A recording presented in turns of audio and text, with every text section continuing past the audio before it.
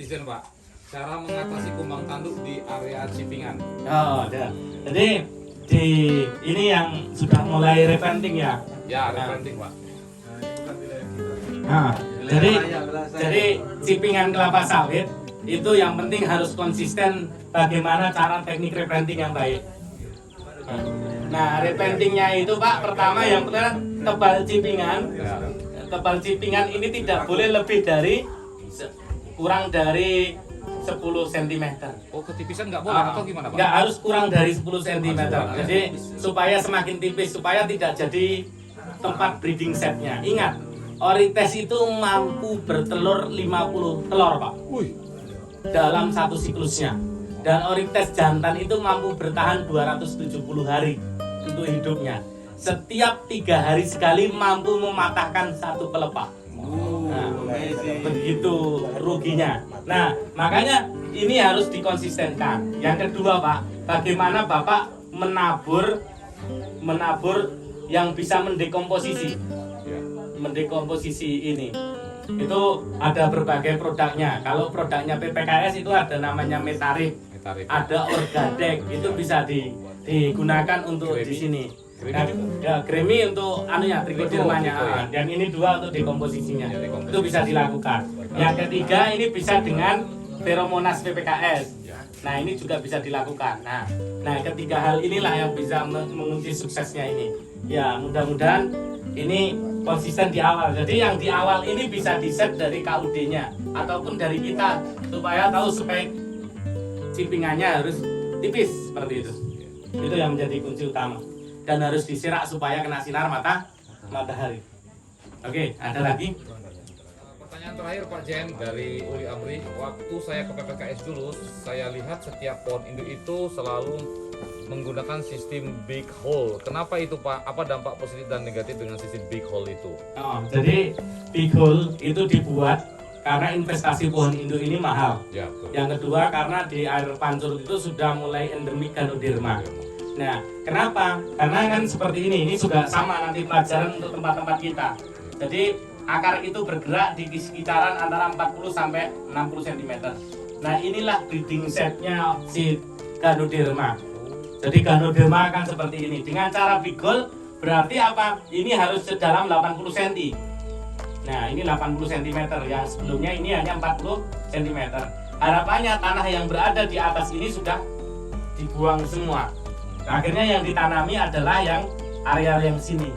Jadi harapannya adalah tumbuhnya ini sudah tidak ada lagi inokulum Ganoderma. Walaupun memang di lubang tanamnya ini harus tetap dikasih gremi tadi ataupun marfu. Tujuannya untuk memitigasi serangan dari Trichodermanya tadi. Lagi nih Pak, Gimana? cara mengatasi rayap di kebun kelapa sawit. Nah, jadi rayap itu ada dua. Rayap yang pertama namanya Captothermes curbignatus, yang kedua Macrothermes gilbus. Kalau Macrothermes ini biasanya dia membuat pundung. Pundung itu tahu? Apa Ya, yang gundukan. Ya. Itu Macrothermes. Kalau dia hanya memakan jaringan yang mati. Tapi kalau Captothermes mau mati mau hidup dia makan sikat. Nah, itu biasanya sukanya di gambut. Nah, cara pengendaliannya biasanya pakai dosis dengan bahan aktif. Nah, dosisnya pun hanya separuh Pak. Jadi biasanya dosisnya 3 cc menjadi 1,5 cc per liter air. Kemudian disemprotkan, harapannya dia setengah mati. Karena apa? Si rayap itu pasti setiap ketemu kawannya dia cium bibir Pak. Nah, supaya dia dapat meracuni. Jadi dosisnya lebih hemat. Seperti itu. Jadi bisa pakai fipronil dengan dosis 1,5 sampai 2, disiram ke pokoknya sampai dengan basah. Seperti itu. Gimana netizen, terpuaskan tidak? Masih banyak timbul pertanyaan lagi nih Pak. Kalau di tanah replanting bibit sudah menghasilkan tapi terkena daun mengering dan sampai tertinggal pupusnya aja yang hijau. Gimana mengatasinya Pak? Perlu pupuk apa atau obat apa? Nah, biasanya di area-area replantingnya seperti ini kadar bahan organiknya sudah sangat susut. Jadi pertama yang harus dibenahi adalah tanahnya dulu. Nah, bagaimana tanahnya dibeneri dengan bahan organik, baru dikasih pupukan organiknya. Insya Allah nanti lambat laut pelepahnya akan bertambah. Seperti itu. Pak, apakah dolomit selalu diberikan pada pemupukan TBM? Karena saya cuma kasih NPK 12, 17 saja tanpa dolomit. Ya, jadi dolomit itu dalam tanaman kelapa sawit ibaratnya sayur. Jadi apabila Bapak bisa makan nasi sama lauk saja, ya mungkin akan bertahan dalam 1-2 minggu. Tapi untuk 1 tahun rasanya nanti akan gangguan prostat maupun lambung. Jadi dolomit tetap harus diberikan untuk menjaga kondisi tanaman tetap sehat. Seperti itu. Boleh lagi Pak? Pak, kalau di tanah mineral, kira-kira muka air tanam atau TMAT yang bisa kita jaga di freeboard berapa supaya tidak kekeringan dan basah untuk jenis bibit PPKS 239 dan yang Yangambi? Jadi kadar air tersedianya kalau diukur itu 7% sudah oke. Oh, 7%. Ya, 7% kadar air tanah tersedia. Ya. 2,000 years later. Ayo yang netizen di sini. Ya kok diam semua? Di sini yang fokus, ayo. Habis makan. Pak, ini netizen Jadi tadi, Pak. memang penyakitnya lelaki seperti itu, Pak. Abu Janjang, Pak. Oh, abu janjang banyak plusnya, minusnya sedikit, Pak. Jadi plusnya adalah abu janjang itu kandungan K2O-nya itu bisa sampai di atas 30%. Nah, bagus. Hanya resiko high agresifnya dia das. Ketika das itu kita tabur bisa memberikan iritasi kepada tangan kita, kulit kita. Ya, dia ditabur. Dia harus broadcast ya. Berarti Pak, untuk tanaman dalam jangka panjang apa risikonya, Pak? Ya, resikonya produksinya tinggi. Minusnya, Pak. Enggak, kalau minusnya enggak ada. Asal enggak ngurangi pupuknya banyak-banyak ya. Enggak apa-apa. Dia karena sudah jadi bahan organik. Asal abu janjang, jangan abu boiler.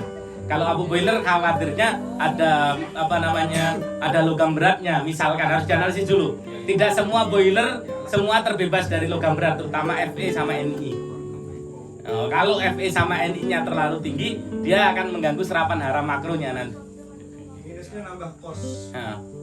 Oh, ya bisa jadi Pak. Pak, dia kan ada yang dibakar langsung, dia Ah. udah terbuka. Ada yang dalam insenerator tuh. Jadi yang bagus di insenerator jauh lebih baik. Oh, Karena kan diendapkan dia, nabrak ke atas, endap lagi kan. iya. Bedanya itu aja, Pak. Ya itu. Tapi analisisnya biasanya di insenerator kadar kaliumnya lebih tinggi sedikit lah. Misalnya 31, 32 yang di luar bisa 28, 29. Tapi sama baiknya. Pak, netizen Pak. Di gambut kaya akan bahan organik. Kenapa di gambut lebih rawan terserang ganoderma daripada mineral? Nah, jadi jangan dianggap cek mekanisme pertahanan itu kesehatan tanah itu hanya cek organiknya saja. Nah, di gambut itu mineralnya agak sedikit, misalkan kayak tanah ini seperti itu, sehingga dia lebih riskan stres. Contohnya airnya susut saja tanaman stres, dan biasanya tanaman yang stres akan mudah dimasukin sama penyakit seperti itu. Jadi itu hubungannya Iya, Pak ya. hubungannya sebenarnya itu.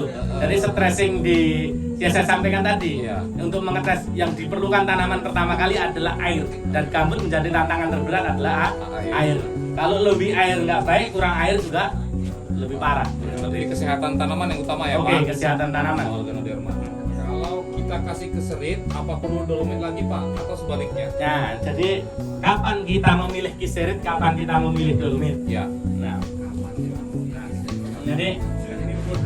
jadi apabila pH tanah itu di atas 5,5 ataupun sama dengan, silakan kalau pakai kiserit nggak apa-apa. Tapi kalau seumpamanya pH-nya kurang dari atau sama dengan 5,5, ini sebaiknya akan lebih baik dipupuk dolomit. Karena apa? pH yang semakin ke atas 5,5, serapan haranya akan semakin bagus. Sedangkan yang di bawah akan semakin rendah. Kalau kita paksakan semakin kiserit karena ada SO4-nya, maka akan semakin asam pH tanahnya. Seperti itu. Sebenarnya hubungannya sama serapan hara. Berarti di gambut nggak pakai kiserit. Ya, diusahain jangan pakai kiserit karena kita jangan menambahi yang asam. Jangan menambah garam di air sayur bayam yang sudah ada garamnya. Rasanya nanti nggak bisa kemakan. Sama seperti ini.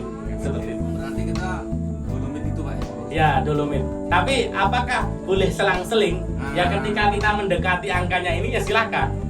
Kiserit Pak, kondisinya udah warnanya di bawah udah warnanya kuning-kuning gitu, maka butuh cepat, nggak apa-apa dikasih kiserin. Tapi periode berikutnya kita beralih ke dolomit karena kita harus cek pH-nya. Sekarang alat pH meter mudah kok nyari di toko-toko kimia, di kertas lakmus itu tinggal mudah.